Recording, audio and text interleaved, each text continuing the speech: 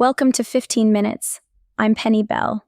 Today we're talking about Danny McBride, certified comedy chaos agent sitting down and writing a completely straight-faced, dead-serious G.I. Joe thriller for Paramount.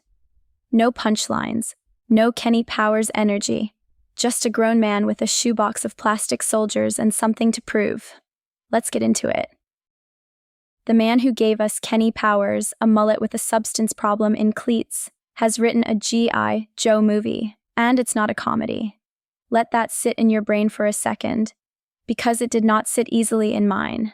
Danny McBride, the guy behind Eastbound and Down, Vice Principals, and The Righteous Gemstones, went on the Happy Sad Confused podcast and confirmed he's finished a full G.I. Joe reboot script for Paramount. His words, quote, "I'm stoked about it. I'm really fired up about the script. And here's the part that made me spit out my drink.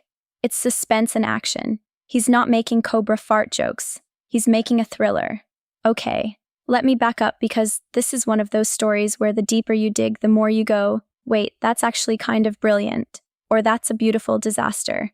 And honestly, either way, I'm here for it. First, the context, because you need to understand what a graveyard McBride just volunteered to dance in. G.I. Joe as a movie franchise has been swinging and missing for years.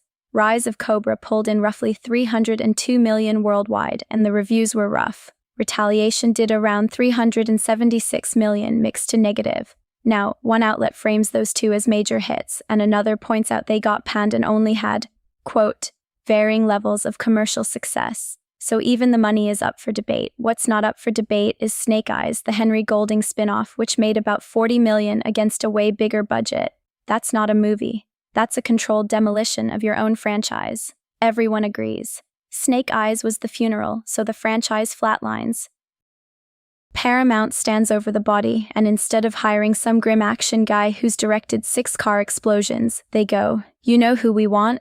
The Gemstones guy, the man whose entire brand is loud men failing spectacularly at things. But here's where it gets good, because McBride isn't some random hire chasing a paycheck. He's a superfan, a genuine, dead serious, has the toys in a drawer superfan. His quote, "And I love this, G.I. Joe was my thing. I like that more than Star Wars. More than anything. I love G.I. Joe. I still have all the characters. He still has all the characters."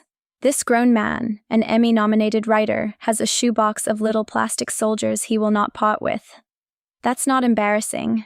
That's exactly who you want, writing this.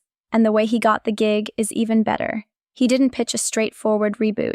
He walked into Paramount and pitched a Dreadnoks movie. For the uninitiated, the Dreadnoks are Cobra's affiliated biker gang led by a guy named Zartan. It's the deep bench. It's like showing up to reboot Batman and going, "Hear me out, we open on the Penguin's cousins." And Paramount, to their credit, went, "Sir, the franchise is dead. We cannot lead with the biker gang. Could you maybe do G.I. Joe, the actual thing?" And McBride said, and I'm paraphrasing his energy here, "Hell, yeah, I have an angle. That angle is the real story." He's basing the whole film on an animated 2-parter called There's No Place Like Springfield. Now, McBride called it a town from the comics. One outlet corrected that it's actually from the cartoon, written by Steve Gerber, the guy who created Howard the Duck. Minor slip. But the episode itself, it's a paranoid Twilight Zone-style mindbender. A Joe named Shipwreck gets trapped in a fake suburban town that's secretly run entirely by Cobra, all to trick a secret formula out of him. People have compared it to The Monsters Are Due on Maple Street, to The Prisoner, to that creepy Star Trek Next Generation episode. It's a mystery box. It's mood and dread. And everybody you love is lying to you, and that's what McBride locked onto. His quote, "We cracked something that we really love. It's not a comedy, it's kind of suspense and action. There's that town, Springfield, which is secretly all Cobra. That is where our film takes place.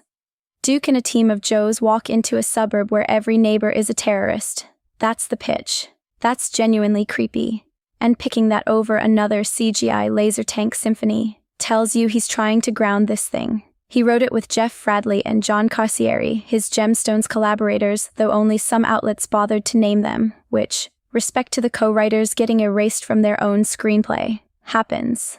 Now, here's the layer that actually matters, the thing this whole story is really about. This is a test of a theory that Hollywood keeps betting the house on. The theory that fandom is a qualification. That if you love something hard enough, you'll make it good. It's the Zack Snyder model. It's the James Gunn model. It's Kevin Feige standing his way into running an empire. Sometimes it works gloriously. Sometimes you get a movie made entirely of references that only 15 guys understand, and there's a second bet stacked on top of it. The comedy guy goes serious bet. Studios keep handing giant action IP to people whose entire resume is jokes. Taika Waititi. The Russo brothers came up doing comedy before they were running Avengers. There's this idea that if you can do funny, you can do anything. Because comedy is the hardest thing. And McBride actually has receipts here because he co-wrote the Halloween reboot a few years back with David Gordon Green, and that one was a real critical and commercial hit.